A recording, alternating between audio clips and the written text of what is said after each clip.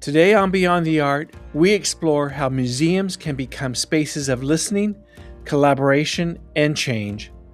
Amanda Lett and Randee Spruce, core curators of Native Now, contemporary Indigenous art at the Rockwell Museum, join us to discuss an exhibition that centers Indigenous identity, resilience, and creative sovereignty. Native Now reminds us that Native art is not confined to the past. It is living, evolving, and shaping the future. This is Beyond the Art. Amanda Lett and Randee Spruce, thank you so much for joining us on Beyond the Art. It's really great to have you here. Thank you for inviting us. We're really excited to share this exhibition at the Rockwell Museum with you. So before we jump into the questions here, can you both introduce yourselves? A short little bit about where you're from and what it is that you do. Sure. Randee, do you want to go first? Sure. My name is Randee Spruce. I'm from the Seneca Nation, Heron Clan. I'm currently an independent curator out of the Allegheny Territory, and I'm also a working artist. So do a couple of different things. So yeah. And I'm Amanda Lett. I am the curator of collections and exhibitions at the Rockwell Museum. And I have been working on and off with Native art and artifacts since my very first internship at the Gilcrease Museum in Tulsa, Oklahoma. So really excited to be here and talk about this show. Well, it's great to have you both here.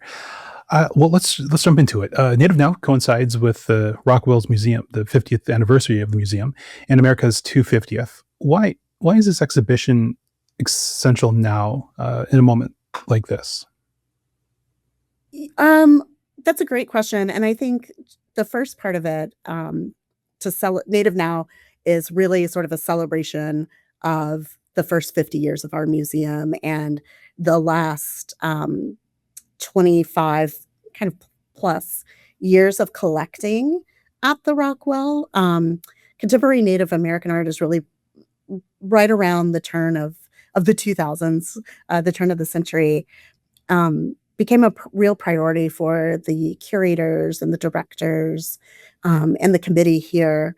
And so it's sort of a culmination of that and a celebration of a really strong collection that we've never displayed in this way before.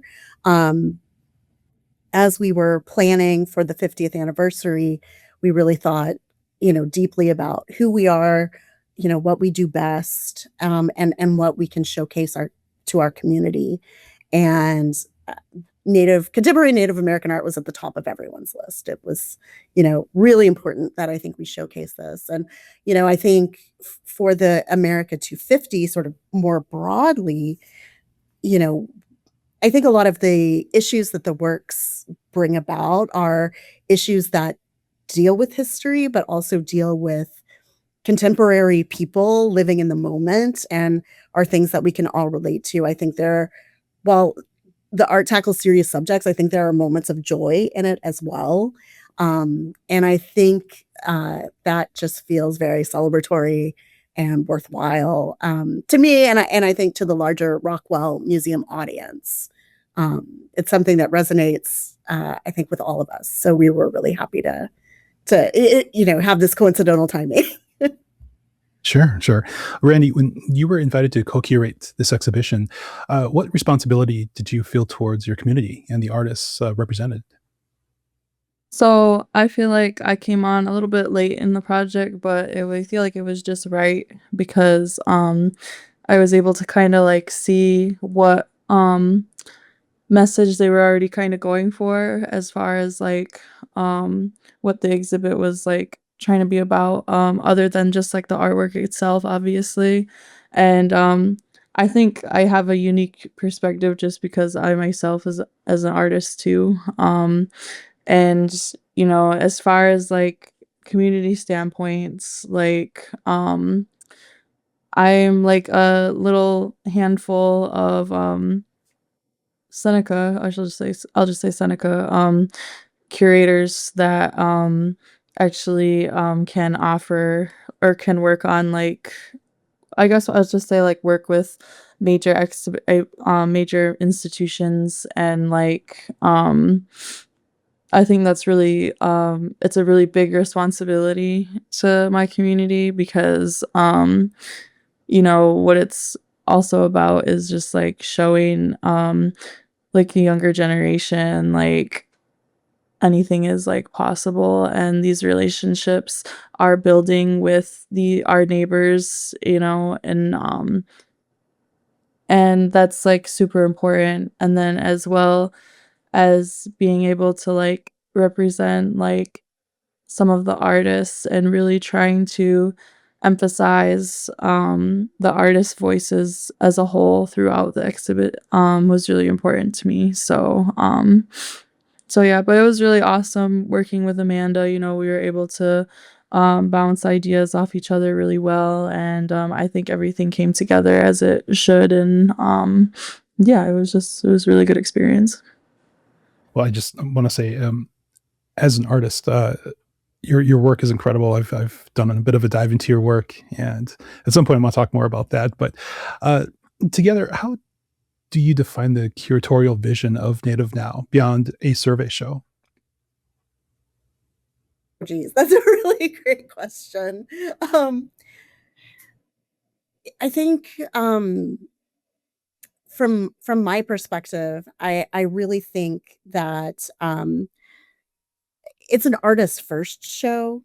Um, I think, and that's something Randy just talked about, but she really brought, I think, to bear even more than I sort of had envisioned, is that it's really about giving the artists a voice and a platform to talk directly to our community. So, for example, none of the text labels in the exhibition were written by either of us. They are all taken from quotes, sometimes out of previous interviews, sometimes with direct interviews from the artists. So it's the artists talking about their work rather than us mediating that relationship between the viewer and the artist.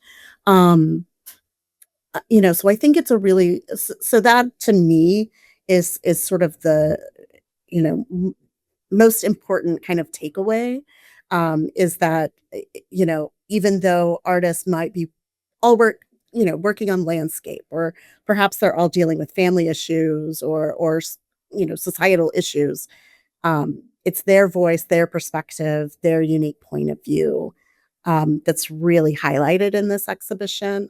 And I think that sort of takes it maybe just a little bit above a survey show. Randy, how did your perspective as a Seneca curator shape the narrative arc of the exhibition?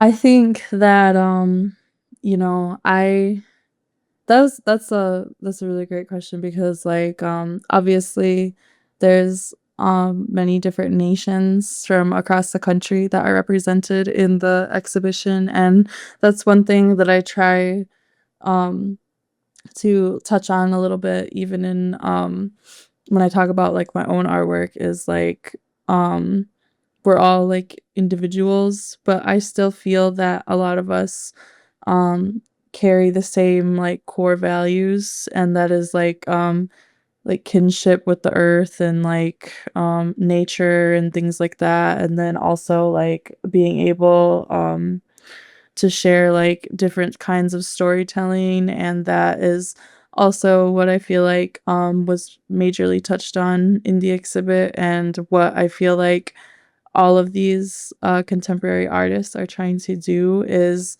convey a story or an experience that is relevant to today's um, today's world. But also what I also believe the exhibit is about is, again, touching on like the adaptability of all Native people, because we all carry some sort of trauma through like colonization and things like that. And like just being able to see the actual like adaptation and resiliency of these Native artists. And I was actually really pleasantly surprised when I came to help Amanda install the artwork. I was like, "Oh, wow, this is actually, like, a really, really prestigious, collection of, contemporary Native works." Like, these are, like, artists that I studied while I was at art school, so, like, it was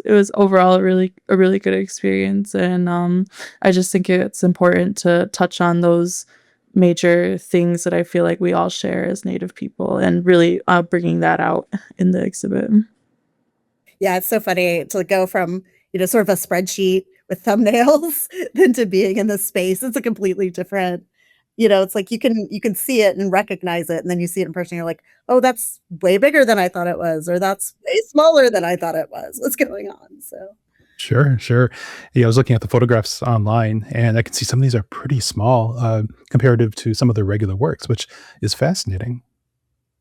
yeah, it's, there's a lot of works on paper, and a lot of, there are a lot of pieces that are kind of people in early career, or that were in kind of their early career, and now they're doing amazing things elsewhere. Um, and, we also have a lot of works that have never been seen before, that are either recent additions to the collection or, have been in the collection but just haven't found their purpose yet. So, no, it's been really exciting to sort of dig through everything with Randee and, then get it up on the wall, which is always a triumph. Sure, sure. So how how has the Rockwell Museum's relationship with Native artists and advisors evolved over the past 2 decades? I know you haven't, been here for 2 decades, but, especially in your time and your understanding of before. Yeah, so my understanding, is that it's, been mostly kind of project based.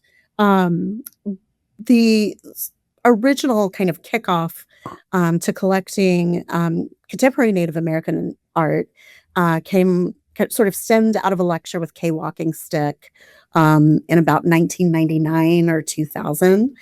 Um, we're writing a timeline, a new revised timeline of the museum, so some of this is because I've been researching it.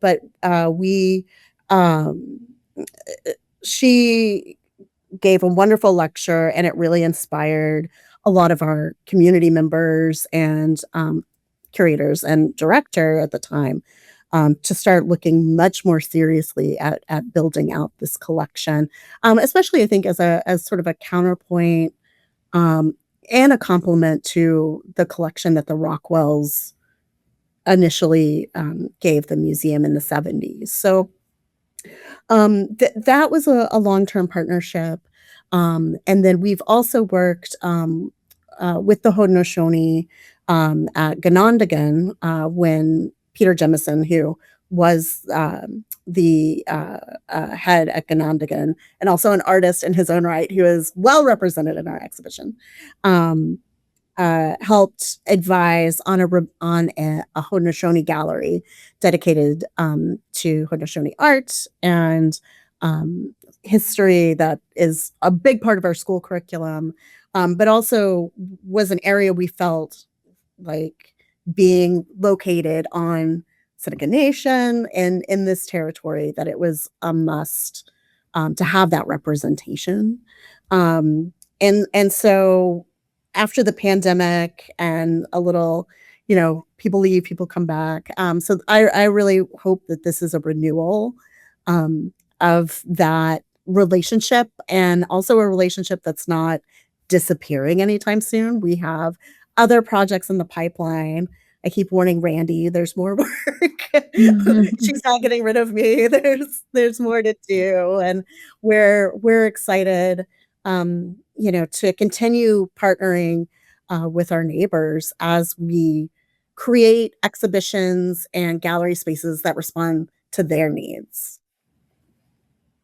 With this exhibition, it's organized into 3 sections: Indigenous landscapes, past tense, future present, and always becoming. How did these 3 themes emerge?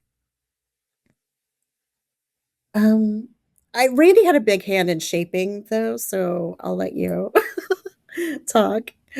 Yeah, so, like I said, like, I came in a little late, and, when I first seen, like, the direction that, Amanda was trying to go in, I was like, "Okay, I get it," but I think there's, like, a little bit better ways to word some things and, make it a little bit more, like, personal to the, not only just the artists, but to the Native community, and, yeah, I think that these 3 things, not only they are, really shape what's in the Rockwell's collection, but I also think that they're, the 3 major themes that, like, a lot of different topics can revolve around, and, because essentially that is, like, what I believe, a lot of these Native artists are talking about, even including, like, myself, like, with my own work, but, like, it's all about that, like I said, like, relationship to, our surroundings and, like, to our communities, and also, like, it's really inspiring, I guess, to see, like, how far these artists have been able to, like, succeed, and also, like, always becoming that was, one of the major themes that we changed, I think it was from, like, thriving or something like that, and I just, like, think that always becoming is more like I said, like, it's just more, real to, like, what's going on in, native country, and, what I feel like people, could relate to a little bit more, and, like, because I feel like there's this thing that, like, it's been a thing since, like, museums have been in existence, I feel like, is, like, museums, like, taking native artifacts and telling our stories for us, and, like, I think that's a major step forward, mine and Amanda's partnership, and also, like, the relationship between, like, the Rockwell and the Seneca Nation, and, like, it's just putting that putting that example forward that, I really hope that this isn't the only time that a major institution does something like this, and is also a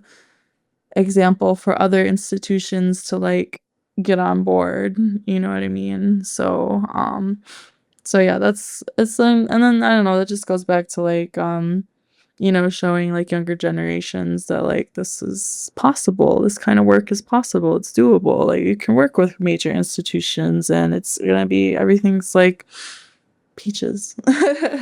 So Well, thank you for saying that. And I would say too, I mean, I think, from my end, it really felt like just having conversations and really, honing in on what, we both felt was important. It wasn't like I gave up something to work with Randy, or, I had to do anything, accommodate. It was very much like, "No, we this is a partnership, and let's figure out, what our middle ground is, where we're seeing things that can work, things that can change." Um, and it's like, "Okay, you've got a great idea, I've got this great idea, let's put it together and work it out." So I feel like, um, it was a great partnership, and, I do think that a lot of the things that were important to Randy, I hope, but I do feel like got expressed, in the exhibition. Well, definitely. from what I can see, it came together beautifully. So I think whatever partnership that you two had developed was definitely successful. Thank What you. What conversations, and Randy, you did touch on this, but what conversations do you want visitors to have with themselves as they move through these sections? Um, I'm, like, super big on, so when I was curator at the Seneca National Museum, my big thing was, Seneca history, and I feel like people, connect more with, well, I should say this, I should say, I feel like visitors liked and, um, interacted more with, our, traditional, storytellings and, so those would be, our creation story and, um, I don't wanna say, children's stories, but that's kinda, essentially what they are in some length or some spectrum, but to me, I don't want just the visitor to walk away with some, fairy tale idea of what Native people, believe in, I feel like, so that's where I really like to talk about, the history, because history is, real. History is about things that have actually happened and things that are, um a lot of people things that a lot of people, don't really know that have happened, obviously, because of, American textbooks and all this other stuff that also hones in on, the Christopher Columbus story and things like that, but, um, so when I was going through, the texts and really going through, the exhibit, I was just trying to, make it not so, um well, first of all, make it not so, academic sounding, but also, I just wanted some, familiarity with, what these artists are trying to express, and also, um, emphasizing, this is how it really is, I think people think storytelling is just "Oh, we all sat around a fire in the middle of winter and, exchanged stories," but it's no, this is modern day storytelling, Native art is modern day storytelling, it's modern day experience sharing, it's, talking about real issues and real, experiences that people have had more than one community has had, and I think that that is super important to be able to convey is those, real life issues and experiences that Native people have without being, super crazy, textbook about it, and, and not talking about Amanda at all, I was just talking, speaking, in general, just speaking in general, you know what I mean? So, and that's how I was kinda, thinking about the exhibit, I was trying to think about, the land and, about the landscapes, you know, people think oh, 'cause a lot of our language reverts back to, Mother Earth, but I don't like talking like that in a professional sense because, it goes back to, the fairy tale thing, and then it's no, but we're just talking about, our kinship and our, connection that we survive with all of these living beings in nature, and how, land ownership or ownership of these things is a foreign concept to, I wanna say, a collective, many of us in the Native communities, so, and that's, kind of an example of what I was talking about as, we have similar, ways of thinking and similar, issues that we've all, had to, evolve through and, adapt to, so yeah, that was kinda, my way of thinking about everything, and I think that, with Amanda's help and us, talking through everything, it came out really beautifully, so that's yeah. And I think too, something that Native now I believe, does really well is makes things so contemporary and really sort of subverts those expectations that, um, uh that sticks Native American art in a certain box and it's supposed to look a certain way. I think about like one of the key works in our landscape gallery is Yellow Prairie Grass by Theresa Baker.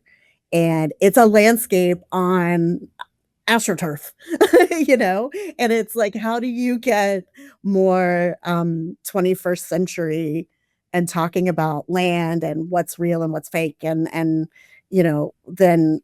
astroturf that you buy at the home improvement store and spray paint, So I think to Randy's point, it's not just in the text or in the arrangement that you know this happens. It's in the works themselves that are talking about our moment um and and subverting what you might think you would see. So I think that's part of the exciting um that's the exciting fact of the show. And I think working with Randy too, she was so excited to see the Theresa Baker, and I just felt like, yes, I knew it.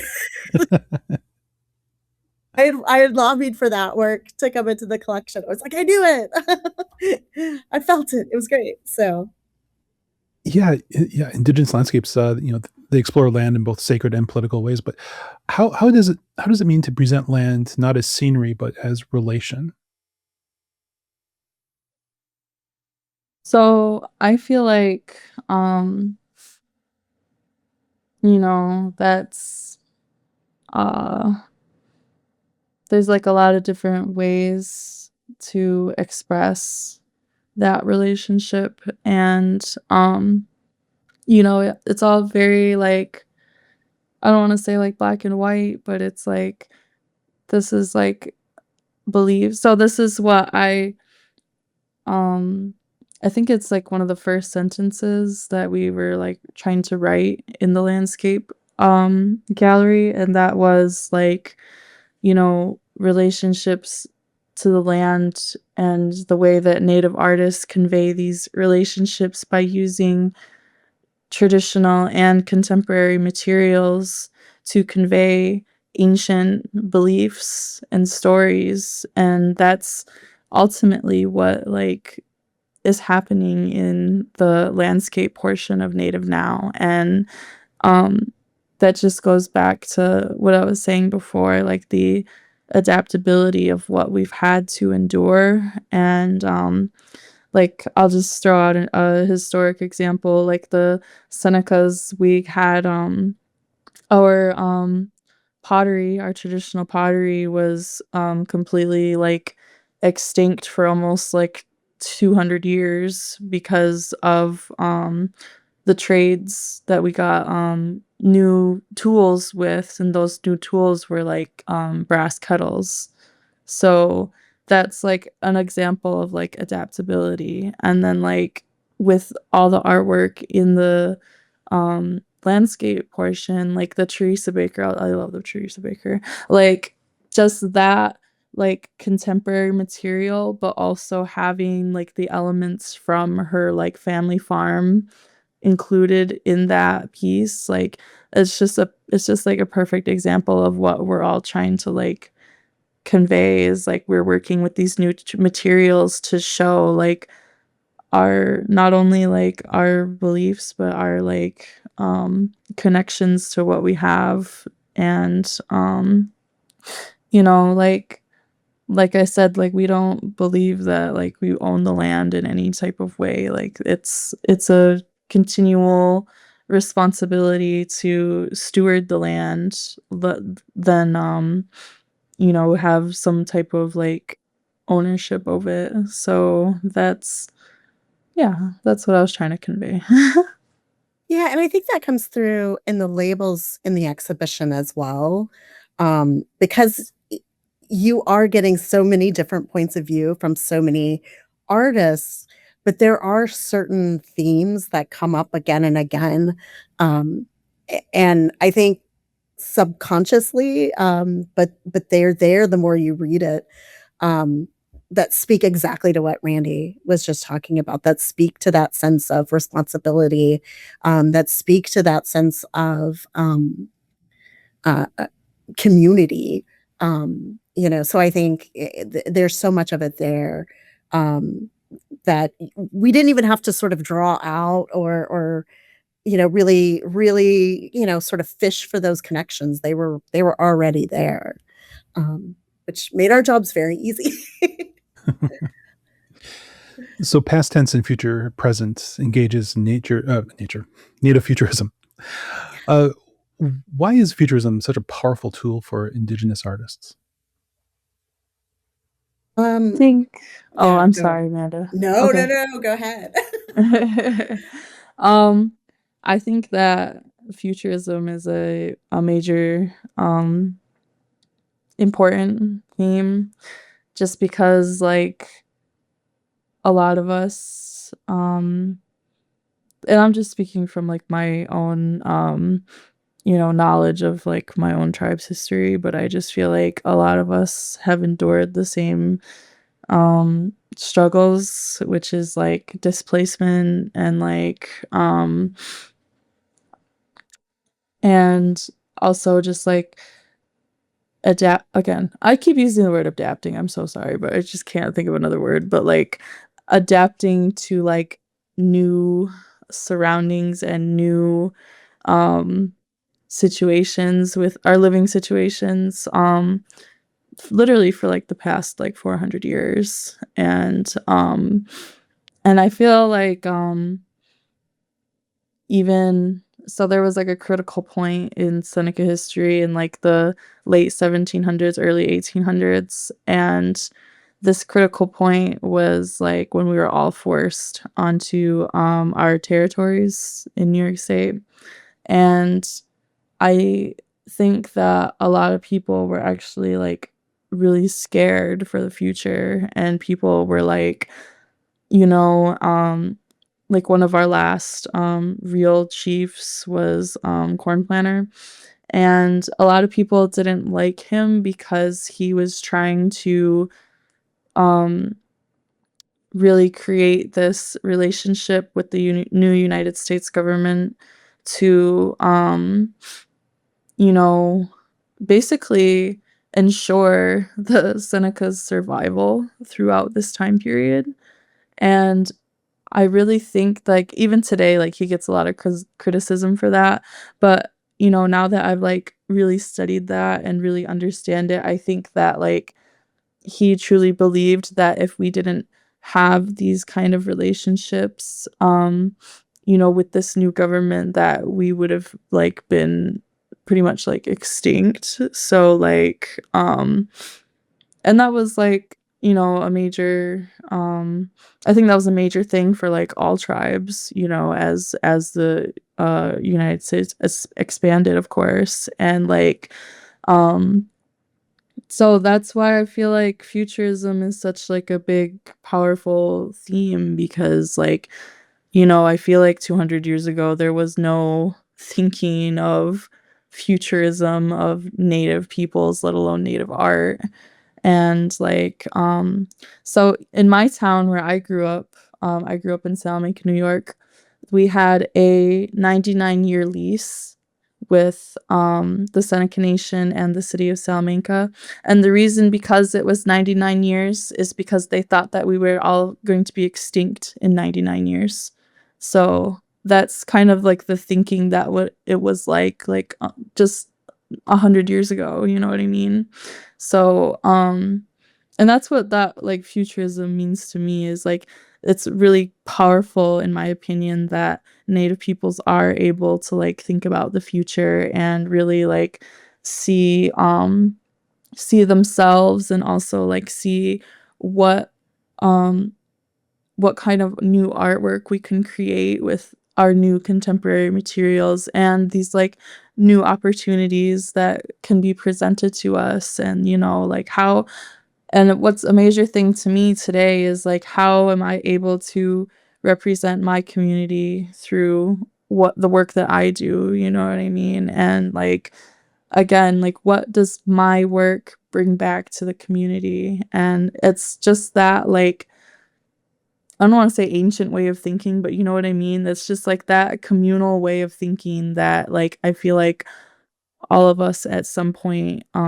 possess or have like a little bit of like that kind of thinking in the ways that we do things. So yeah, that's just like my take on it. But yeah, go ahead, Amanda. I didn't mean to cut you Yeah, off. no, I mean, so many, Virgil Ortiz, Jason Garcia, Cara Romero are in that section. Jeffrey Gibson's in that section, and they're all saying the same thing that Randee just said. That it's about um, inspiring that next generation, meeting them where they are now, and really envisioning this future, where you know people are the traumas are repaired, and people are really moving forward, into this future that they're a part of and vital to. And I think that's so important. I kind of always go back to one of our biggest audiences are high schoolers. We get a lot of high school students. We do a lot with the high school art department. We supplement a lot of their programming. So, one of the things that I'm always thinking about is um, what's going to resonate with them. We want to build the next generation of museum goers too, but what's going to resonate, with a 15-year-old? I don't remember anymore, but I feel like a lot of this art really resonates with the younger people in our community. Um, and I think that's just it doing what it needs to do and doing what it was meant to do, which is really exciting to me. Last year, I was at the Autry in California, and I was with Joe Horse Capture and Rick West, and we were looking at Virgil Ortiz's installation there. And it was a public revolt, Yeah, Pueblo Revolt. 1680. Yeah, yeah. Yep. Incredible piece. And they were talking about nature futurism and sort of its potential and the impact that it can have on museums and the way it can refrain its thinking. And I'm just kind of curious on your take on this. How does native futurism challenge museums to rethink timelines and historical framing? Yeah, I think, and this goes back to another conversation Randy and I had about, eh, you know, kind of the word authentic sort of can either trap people or free people, and I think it's still about mining um, this history, but it really is about looking to this moment of sort of radical recalibration. Um, and I feel like we've been lucky enough at the Rockwell. We've worked with Virgil Ortiz before.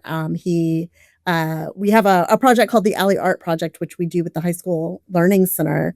And he was one of our guest muralists one year.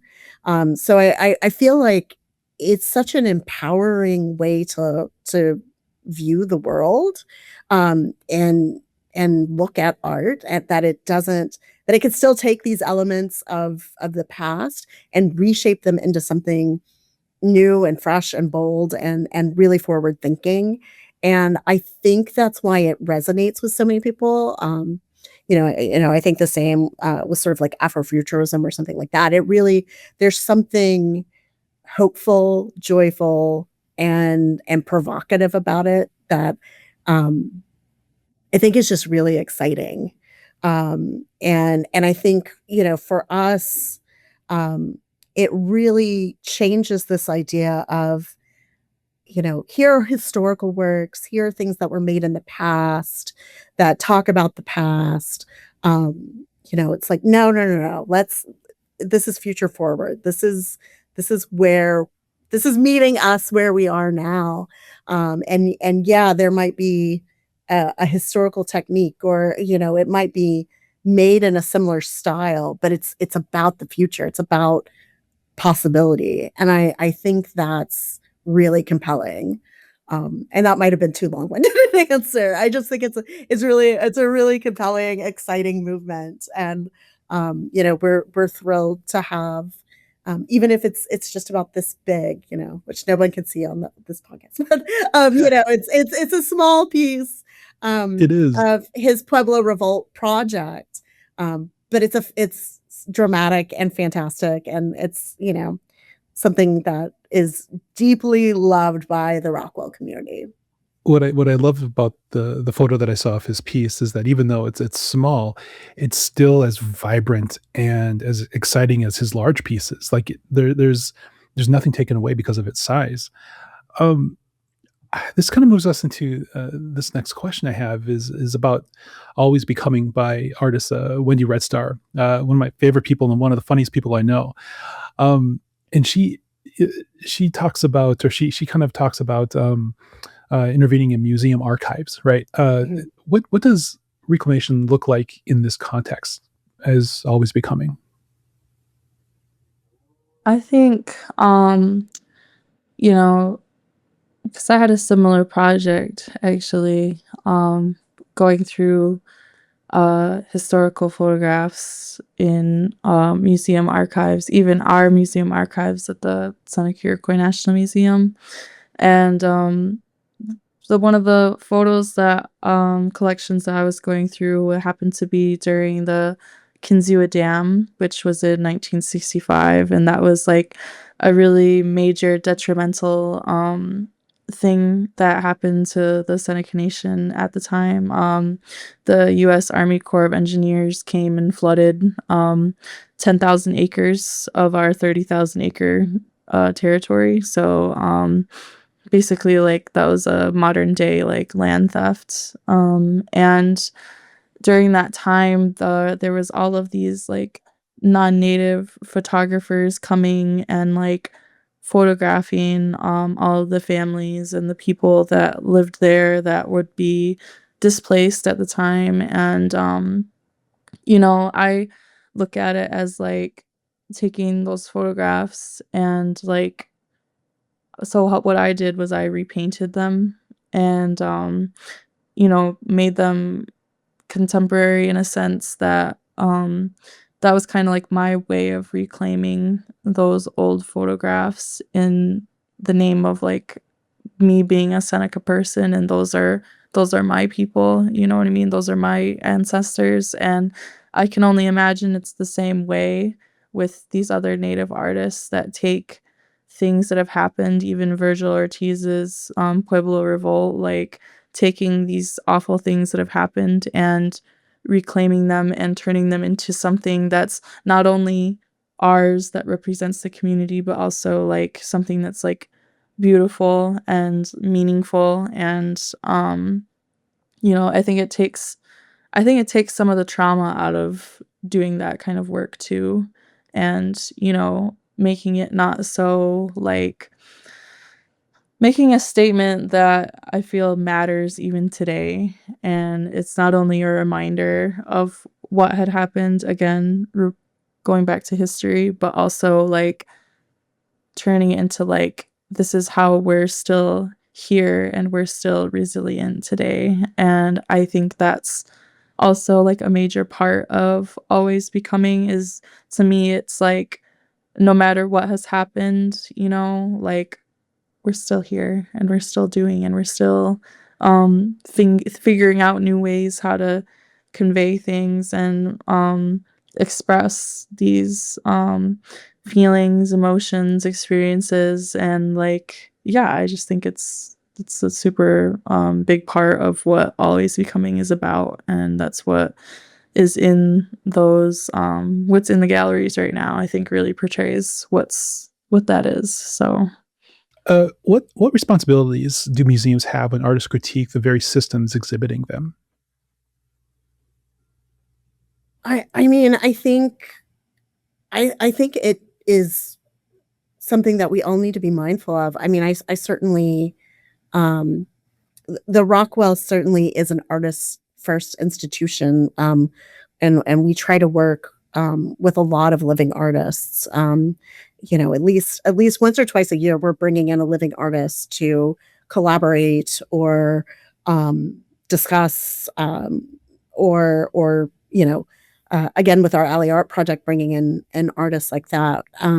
So I think listening to the artists, listening to our communities, I think is critical, um, for us to grow and for us to remain um, a place that is trusted in our communities. And if, I feel like if artists are critiquing us and we're not responding to them, um, that trickles down. That's if it's at that level, then there are other things going on. So, we've really worked hard. I mean, I've only been here since 2023, but since I've been here, I've seen it in action, about the type of care, consideration, um, and uh, just work that we put in, to making sure that every artist that we collaborate is telling the story they want to tell, is given the opportunity to be involved. It's not just my show, it is our show. Um, and, so I see us as having a real commitment to that, and I think anybody, especially who's working with contemporary artists, needs to have kind of that commitment, um, because it can be. I can see it being a very fraught conversation if you're doing something and then, a community member, an artist, whoever it might be is coming in and saying, "You're doing this all wrong. You need to regroup, reframe." But I think a part of us saying that art is for everybody is that everybody has that voice too.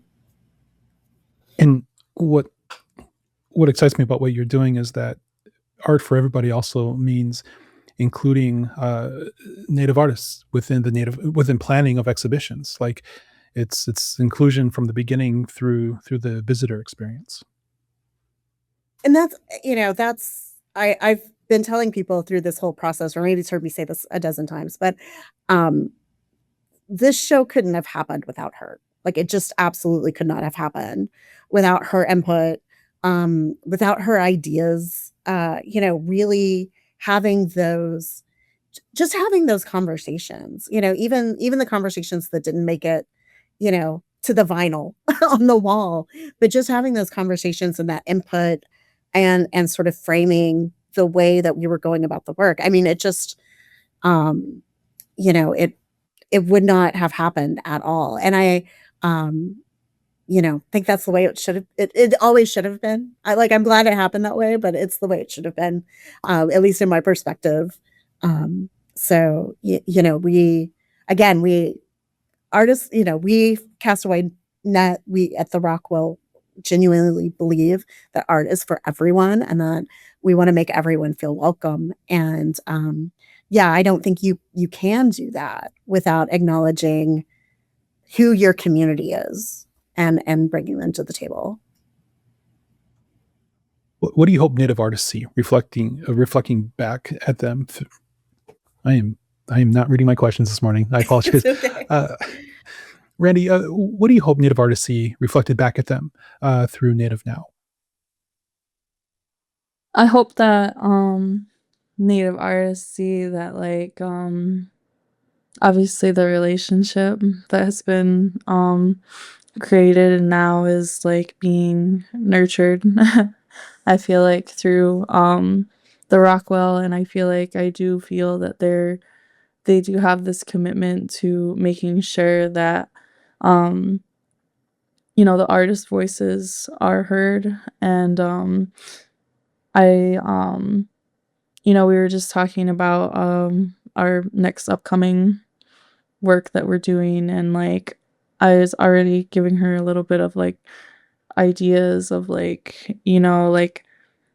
I know you guys get a bunch of school tours, and it's totally necessary to talk about the historical factors, but also I think it's important to have this contemporary exhibit, but also the contemporary aspect of even the historical exhibits, because it shows the kids that these I don't know, I just feel like the all the historical native exhibits in major institutions are all just oh, these are people they did exist, you know what I mean? And I don't know, I think that's what I love most about this exhibit is no, like there's still really, really cool things that are happening in the Native art world. And like, I don't know, I just hope that artists see, I hope that the artists like, hope that I did a good job, making sure that like the themes and the what everybody's like ultimately trying to say did get touched on or brought to the surface a little bit, and didn't make it so like because I think that's another thing that's like that museums do, is they make it like about the museum, and it's like, no, like this is about the artists. And I was telling Amanda, like it's really important to be given this platform. Like you provide the platform and we can say what we need to say through our art, and also like through the exhibit labels that me and her worked on together. Like it's um yeah, that's probably the most important, and probably the biggest thing that I really appreciate about working on this exhibit, is just being able to have been given a platform to a different audience other than like native country, to be able to share our stories and our voices. So yeah, like it was a really good experience, and I really hope that I um portrayed what everybody was hoping to get out of it.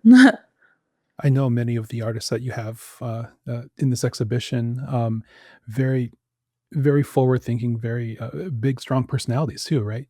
And so Mhm. the messaging is amazing. And so the fact that you both were able to bring them all together in an exhibition like this is a huge triumph. And I wish I was there to see it in person. It's very exciting. Um, my last question for you both is, if Native Now could communicate one enduring message, what would it be? Oh, that's really good. That's a great question. Um, I think, I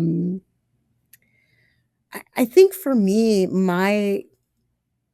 my hope that people take away is that there's this sense of community that is even all through all of these disparate nations and artists who are working, in completely different media. Um, but there's this sense of community that applies to all of us.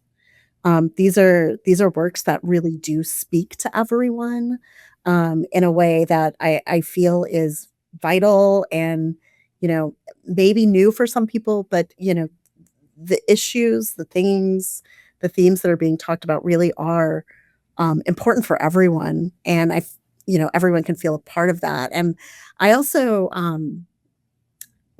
when we had the opening a couple of weeks ago, one of the comments that I got from people were just this sense of joy in the space, that it just feels like even though there are serious issues being tackled, there's still this room for joy. And even at this moment when things are a little topsy-turvy, there are these moments, these pockets of joy, and it's so important to celebrate that. So I hope that when people come through Native Now, um, they realize that there's so much that binds us together, and that there's also this space for wonder and excitement and joy.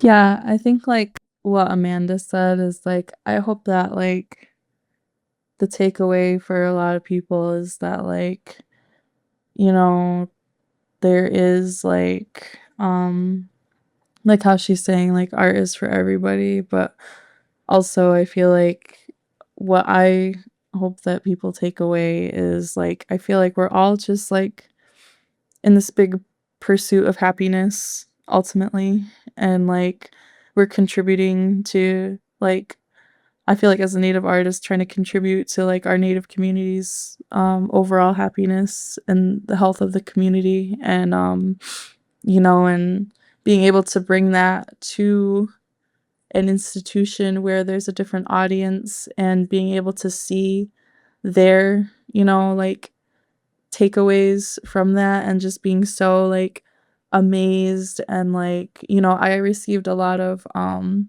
people that came up to me afterwards, and you know, they were just so like amazed and like really grateful for like sharing the experience, I guess. And I was just like, you know, what's all this art, what's good is it doing just sitting in storage, you know? Like it needs to be like, it was created with purpose, and I feel like the purpose of this exhibition is like ultimately getting those stories out there, you know. So yeah, I think I got the same vibes. Like I feel like everybody was genuinely like really joyful and happy that like this new and exciting works that were out on display, and just like being able to share a different perspective than you know, what they're used to seeing at the Rockwell. I remember when I first went there, I seen the cowboys and the Indians paintings, and I was just like,